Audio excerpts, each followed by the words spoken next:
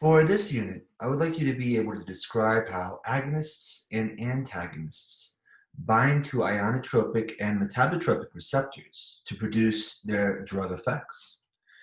Identify agonists and antagonists covered in class and the associated endogenous chemicals that they either mimic or oppose.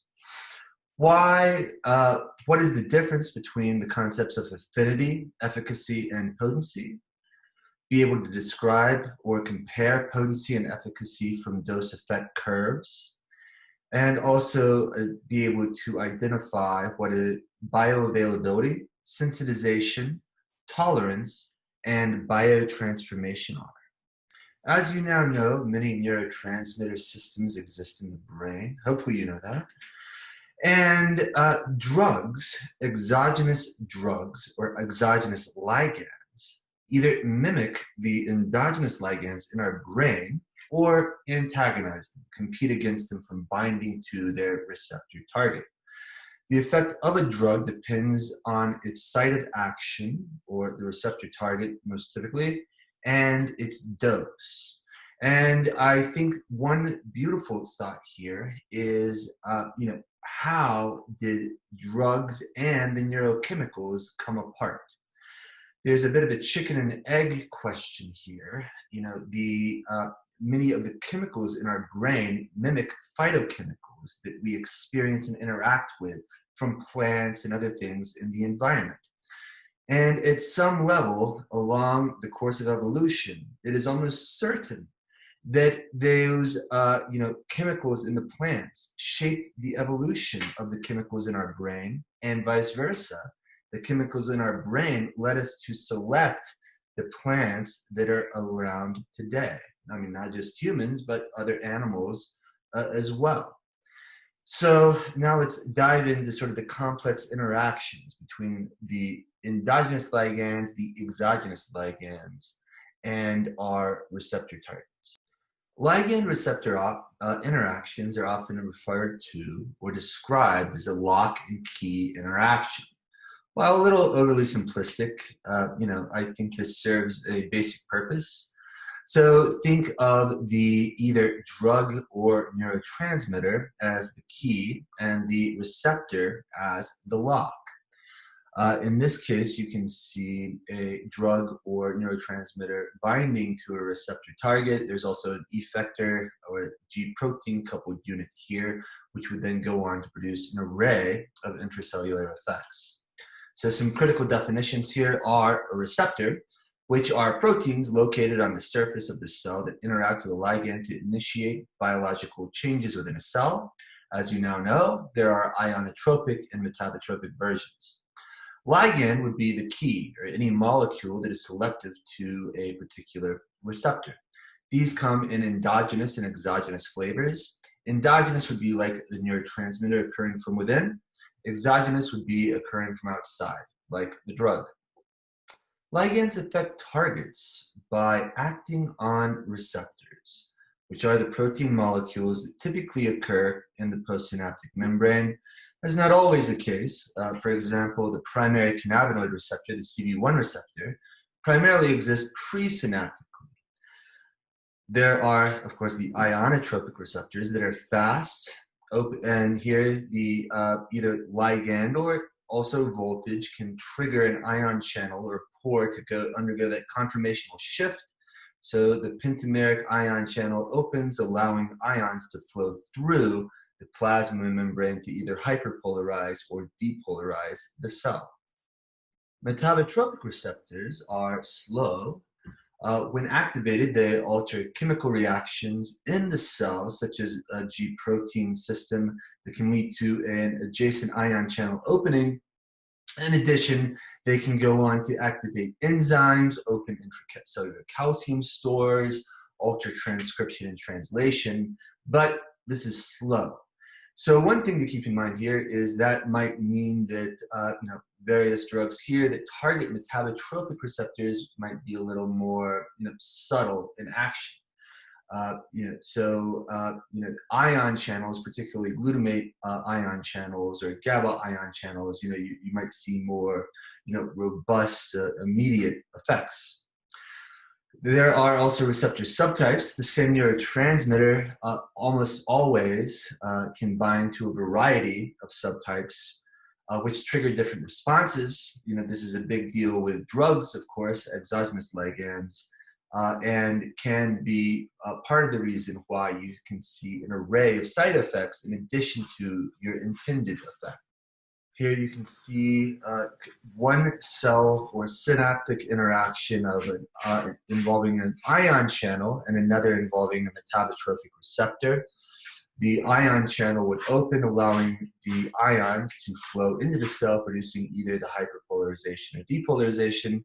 The metabotropic receptor would lead to the activation of a secondary effector or G-protein-coupled receptor.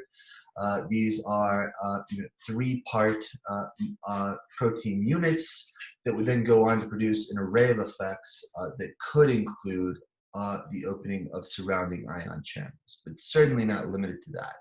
In the case of dopamine cells, there are cellular integrators like DART32 that would integrate all sort of intracellular signaling pathways to then go on and produce changes in transcription, translation.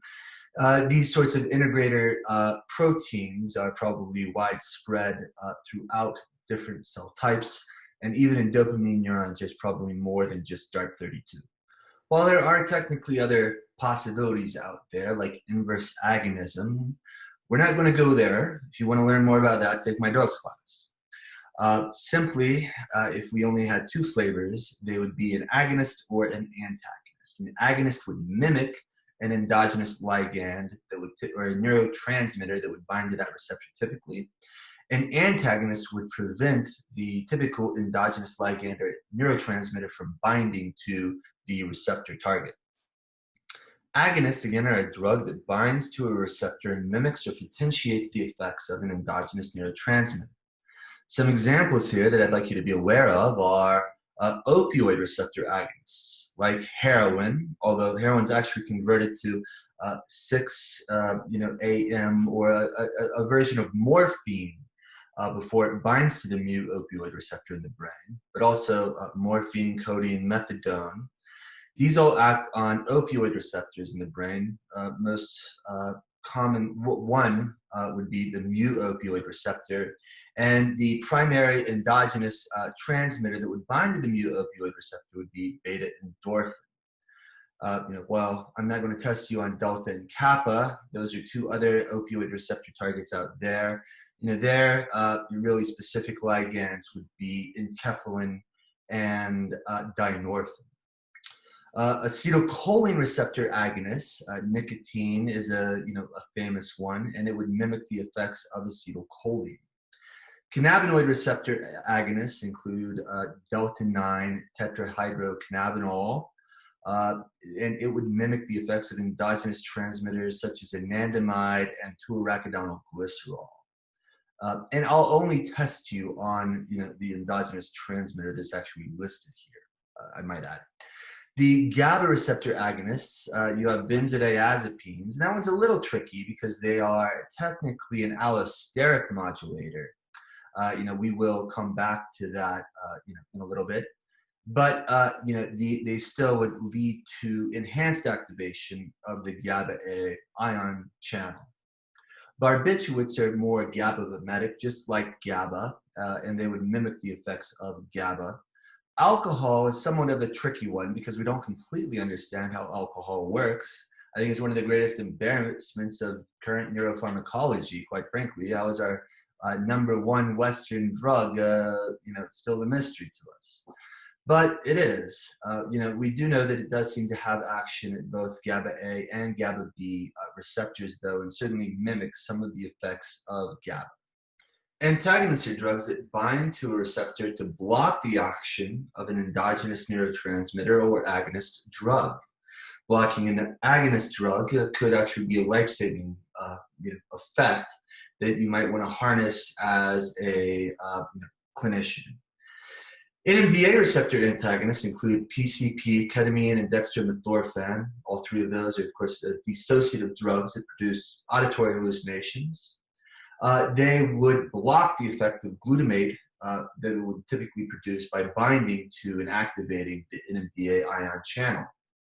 Adenosine receptor antagonists, we have our favorite, caffeine is my coffee. That would block the effect of adenosine in the brain, which is sometimes associated with the opposite of arousal. Opioid receptor antagonists, one of the most famous is naloxone or Narcan.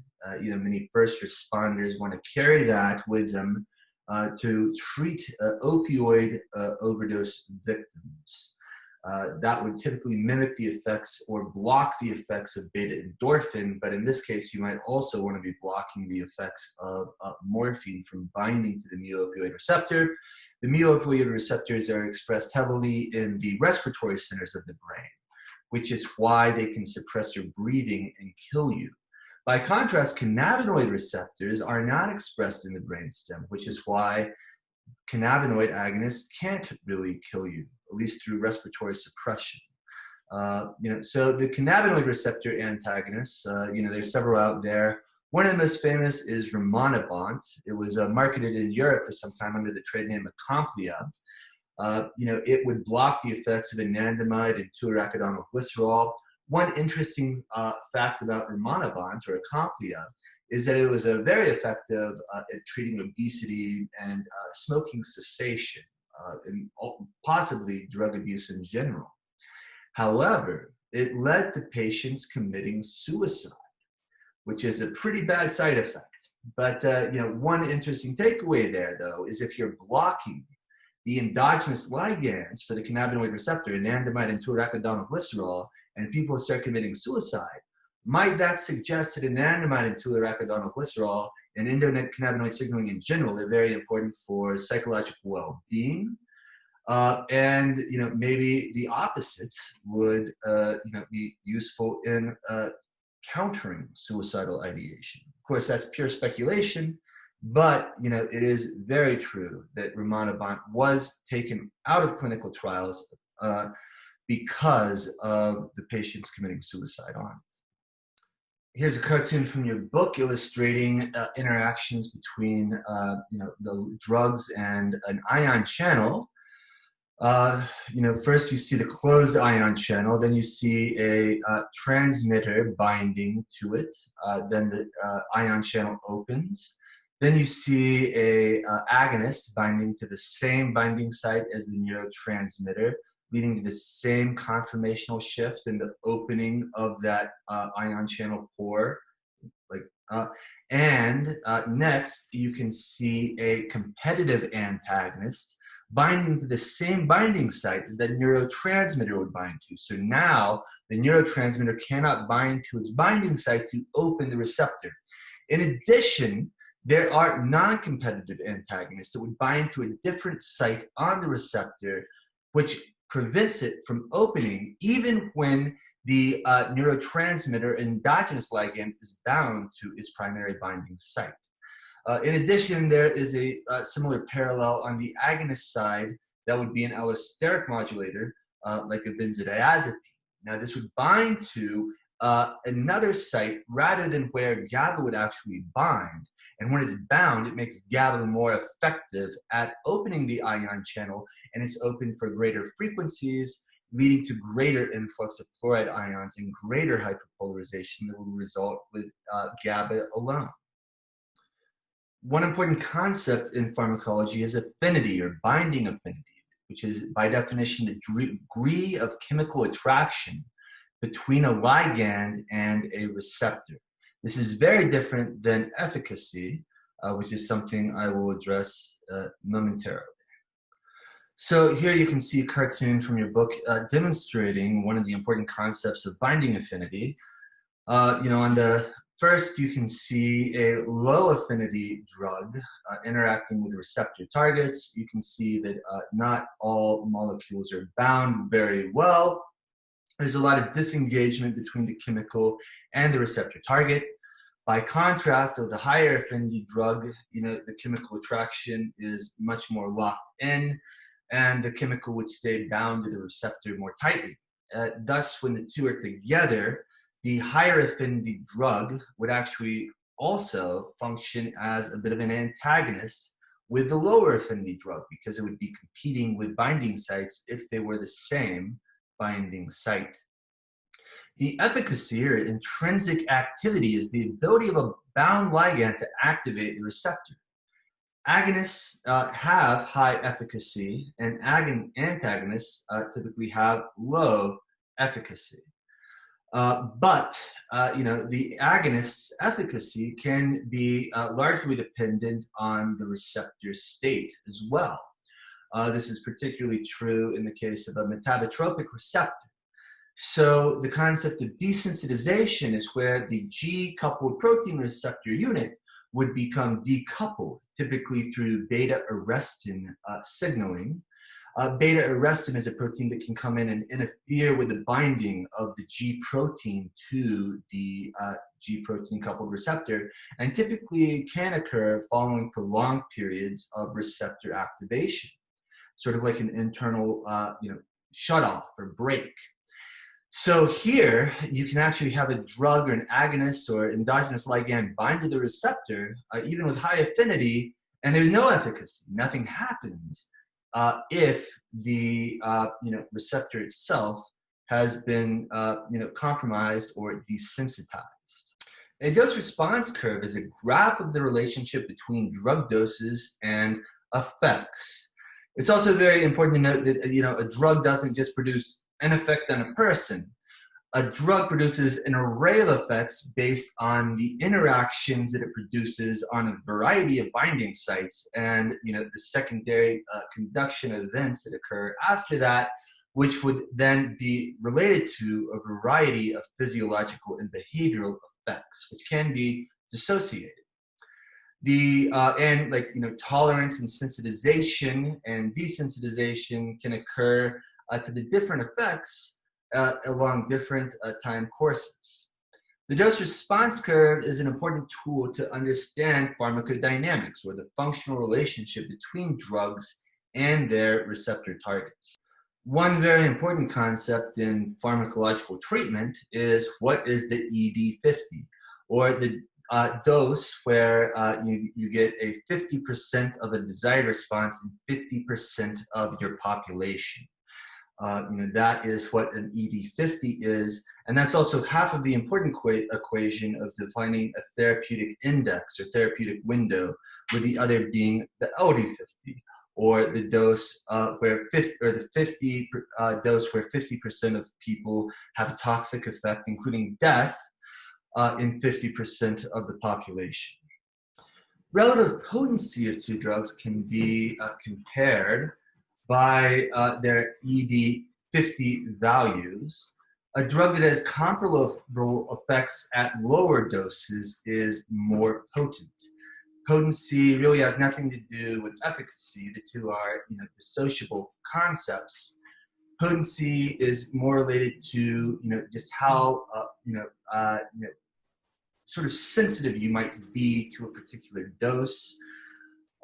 For example, you might need a lesser amount of heroin than you would morphine to produce the same effect. Therefore, heroin would be more potent than morphine. The therapeutic index is the separation between the effective dose and a toxic one. For the sake of simplicity, if I present any graphs like this on your test, I'm always going to put log dose on the x-axis and response on the y-axis to help you just simply understand the concepts of potency and efficacy. So potency you can think of as sort of changes or shifts along the x-axis, which is associated with dose. So in this case, you can see the ED50 of drug A and the ED50 of drug B. And a particular response, let's say analgesia or pain relief. So in this case, you know that you need a much lower dose of drug A to produce the same effect as drug B, which would mean that drug A is more potent than drug B, but the two drugs have similar efficacy because they produce the same magnitude of a response. Now here, the doses seem to overlap. So drug A is no longer more potent than drug B in this graph. However, drug A has a higher efficacy than drug B. So, you might still, like going lower or higher in the dose range isn't going to produce a more potent effect. However, if you gave 3 milligrams of both drugs, you would get a greater response with drug A because it has higher efficacy. So here's a figure from your book that I think can be used to illustrate this point quite well. I'm going to ask you a series of questions about it. And if this graph does appear on your test, I just want to be very clear that hydromorphine, morphine, and codeine are all at 100%. I often get the question, is hydromorphine greater than codeine with the efficacy or percent of elevation in the pain threshold? It may be like negligible difference here. Those three are considered the same for all intensive experiment purposes for this series of questions. So of these, which drug is the most potent? The answer is hydromorphine. Look along the x-axis. It would require the lowest dose to produce a desired effect. Therefore, it would be the most potent. You can also think of potency in terms of drug preparation a bit as well. For example, a concentrate, dabbing, would be more potent than an edible. By contrast, a shot of liquor might be more potent than a beer. But here I want you to tell me about efficacy. So which of these drugs has the lowest efficacy? The answer is D, aspirin. Again, for efficacy, at least for the graphs I want to give you, think about it along the y-axis shift and potency along the x-axis shift being more related to the concept of dose. So which drug is more potent than codeine? The answer is D, both hydromorphine and morphine. The therapeutic index or therapeutic window is the difference between the ED50 and the LD50 in terms of dose. For pharmacological use, you would want a drug that has a wide therapeutic index, one that the patient could experiment a bit with dose without producing toxic effects or lethal effects. Similar to drug effects in general, I don't become tolerant to heroin. Rather, specific effects in my body become tolerant to heroin. So if the neurobiological mechanisms that mediate heroin-induced euphoria and heroin-induced analgesia become tolerant at a faster rate than those that produce respiratory suppression, what you end up with is a very precarious scenario where you're increasing dose to produce the desired effects while the respiratory suppressing effects are still a little more sensitive. Hence, you can easily overdose. There are a few types of tolerance that can occur as well. One is metabolic tolerance, also known as pharmacokinetic tolerance. This is where an organ system, in particular the liver, in particular the cytochrome P450 family of enzymes, become more effective at eliminating the drug. One thing that can happen here is you just see an increase of the cytochrome P450 family of enzymes that typically break down these drugs. Another is functional tolerance, where the target tissue, in this case for most psychoactive drugs, the brain, may show altered sensitivity to the drug. This can occur through desensitization. So for example, if heroin or 6-AM were to bind to the mu-opioid receptor, if beta-arrestin came in and disrupted the G protein unit from being bound to the metabotropic receptor, That would be a form of tolerance known as desensitization or functional tolerance. Alternatively, beta-arrestin, after a period of time, can actually sequester the entire receptor and pull it inside the cell. This would be downregulation. A third type of tolerance that I'm not going to test you on, but want you to be aware of, at the very least, is conditioned tolerance. This is sort of a learned effect that isn't as well understood neurobiologically, but the clinical implications are profound. Here, the idea is that through learning, basically, you associate an environment or with a drug effect, and you only exhibit tolerance in that particular environment. There are countless examples here. It's very common that you'll read about heroin users overdosing in a park or right outside the dealer's house in their car.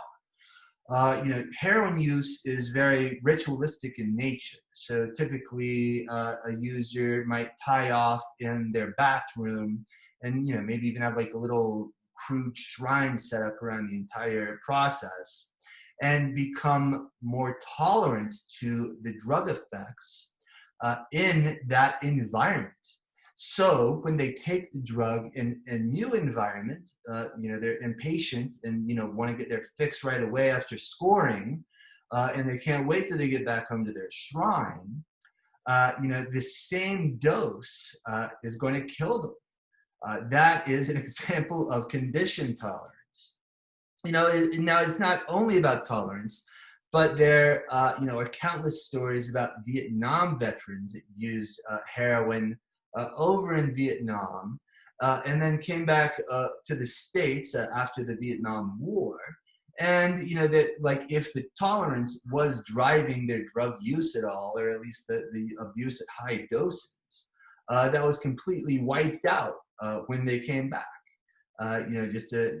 And there are implications here for drug dependence, particularly when you think of some of the poor environments that drug abuse is rampant in. Those environments can be a huge part of the problem. You typically hear of incredibly wealthy people that don't struggle as much with quite as much as dependence. There might be like the environmental escape could be part of it. A wealthy person might move to their country chalet for a month or two to clear the mind, and then they're fine. They've kicked their habit, and they look down, well, why can't everybody do this? It's a little different when Anna Rose Childress has written some eloquent pieces of literature on the subject, where she at the University of Pennsylvania documents and works with drug addicted individuals. And she has countless stories where she has helped somebody wean off heroin. They're sober, they're ready to go, but then they go back to the incredibly poor, sort of toxic environment of sort of their inner slitty slum. And just even walking back into the neighborhood produces withdrawal effects in a conditioned manner. So these sort of learned associations are very powerful in driving repeat use and drug abuse in general. So in addition to desensitization, of course, downregulation can occur as well. This would actually be a change in the number of receptors following prolonged activation of the drug. Beta-arrestin can come in and sequester the receptor internally following prolonged activation. In addition, following prolonged antagonism, this is very common with dopamine D2 antagonists. It's something that we've talked about and we'll talk about. It's the basis of tardive dyskinesia, following prolonged neuroleptic exposure. But, following extended antagonism at a receptor binding site, you might see an upregulation of receptor number, which could produce a very sensitive response when the antagonist is off-board to the endogenous neurotransmitter.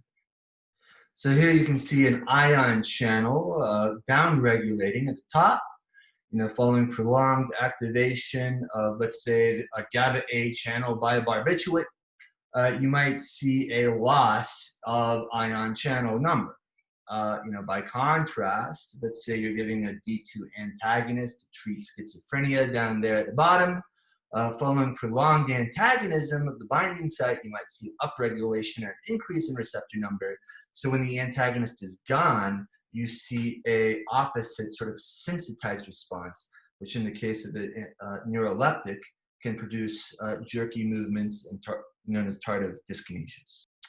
Cross-tolerance is tolerance to a whole class of chemically similar drugs. For example, morphine use can produce tolerance to the effects of heroin. Probably not surprisingly, what might surprise you more is that it's incredibly well documented that repeated use of cannabis can produce cross-tolerance to the effects of heroin. Now, I don't really love the idea of a gateway theory per se, because it puts too much on just one aspect. The drug addiction is a process that involves lots of changes induced, they're really dependent on your genetics, your host, the environment that you're in, and the agent itself. But, it's very true that repeated cannabis use can make heroin less effective when you take it, meaning that you would start off needing more heroin right off the bat. Sensitization is the opposite, and cross-sensitization can occur as well. But with the repeated drug effects, and intermittency seems to be a very important part here for sensitization, particularly if there are long gaps in between drug use. And this is most documented with psychostimulants like cocaine and amphetamine. In one important study, I think done by Marco Layden up in Montreal, he demonstrated that in college students just like you, how he got approval for this, I don't know. But he took drug-naive college students and gave them intermittent doses of amphetamines while doing brain scans on them, and showed that their behavioral reports and their neurochemical response, their dopamine response to the amphetamine, became sensitized with that period of intermittency in there. One of the more important concepts, if you're actually a clinician, is that of bioavailability, or the amount of drug that is free to act at the receptor target. This varies greatly depending on route of administration, with IV or intravenous administration essentially producing zero lag time and maximizing bioavailability. By contrast, if you take it PO or per os, half of the drug is actually going to be eliminated through your liver before it actually enters into your bloodstream, what is known as first pass metabolism. So it's going to be slower onset, and you're going to lose about half of the drug. This is, and there can also be things like depot binding, or the drug binding to fats in your body that can occur when you take it orally. This is why drug users commonly cook the books a little bit to doctor the way that they take the drug in very some crazy ways, including freebasing. You look up Richard Pryor. Freebasing was a great example of this. Crack cocaine is a great example of this. It increases bioavailability. Now, in the clinic, one reason that they want to hook you up to an IV line to give you drugs is they have complete control over bioavailability without a lot of these confounding issues like first pass metabolism, your liver eliminating a lot before it even enters the blood, and it binding to different fat stores and these sorts of things. Duration of the drug effects is also determined by how it is metabolized. Again, a lot of these things are metabolized in the liver. There are also enzymes in the brain that can break down drugs as well. But the cytochrome P450 family is probably the most famous, and most common enzymatic way of deactivating or eliminating these psychoactive drugs. So here is just a bioavailability plot, and I just covered up a lot of variables that I don't really want you to know. I guess I missed Cmax, but anyway, this is what everything under the red is bioavailability. So, this drug was not taken IV. If it was, the peak of the red line would essentially be touching the y-axis. Because of that lag time, I would guess that this drug was taken orally, or a skin popping type situation, or an IM or intramuscular injection. And so there's a bit of a delay there before it even enters into the blood, suggesting that it had to pass through your system a little bit. Then you see an increase in the amount of drug that's would be detected in your blood or plasma, and then it begins to decay over time. This is a typical rate of decay, suggesting that you're undergoing what's known as a first-order kinetics. So about half of the drug is eliminated every time that it passes through your hepatic system or your liver. By contrast, alcohol is an interesting one. Alcohol can actually turn this curve into a straight line after about 2 drinks. The reason why is that all of those enzymes that I've been talking about of the cytochrome P450 family become saturated. And it is only then that you can really increase your plasma concentration enough to become intoxicated.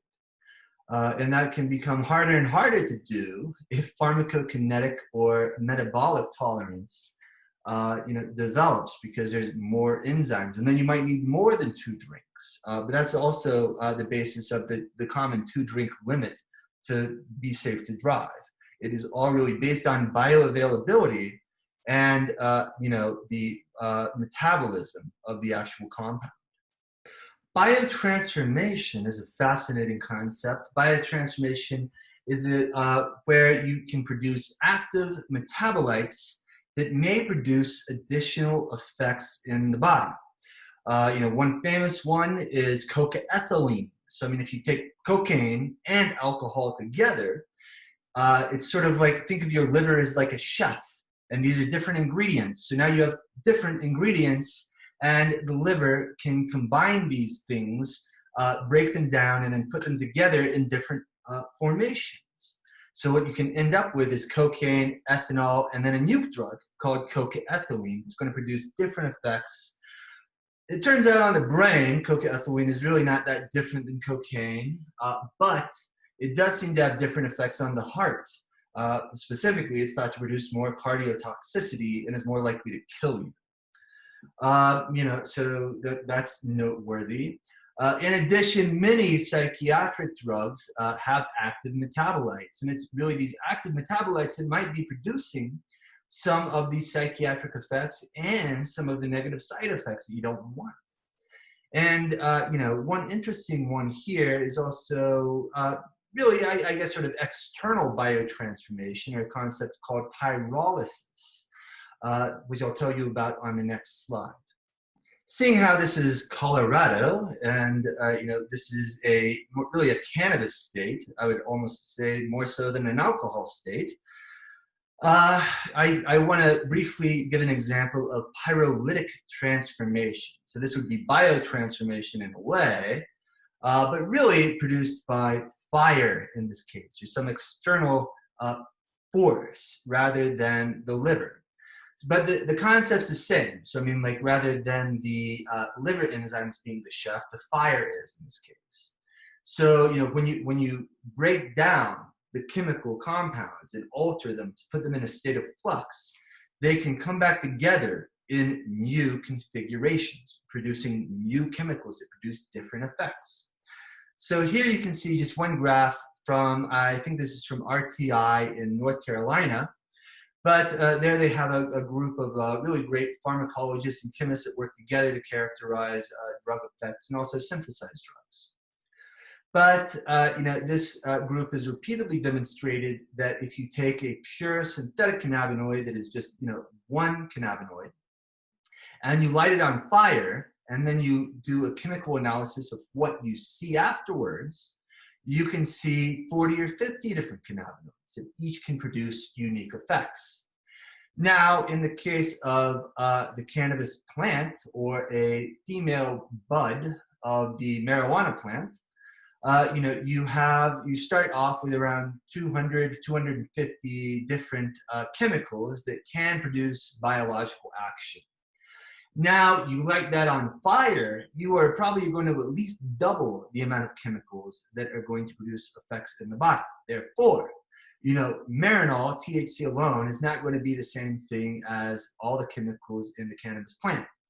That is why marinol, or pure THC taken, however you like, is not going to produce the same effects as what's known as the entourage effect. It's produced by all the different cannabinoids acting together. Now you light that on fire, you're going to get even more chemicals. So, that is why you might experience different effects by smoking cannabis than, taking cannabis another way. And, in addition to, route of administration and bioavailability and lag time and all this, but in addition, you could be actually creating more chemicals that otherwise would not be present by lighting it on fire.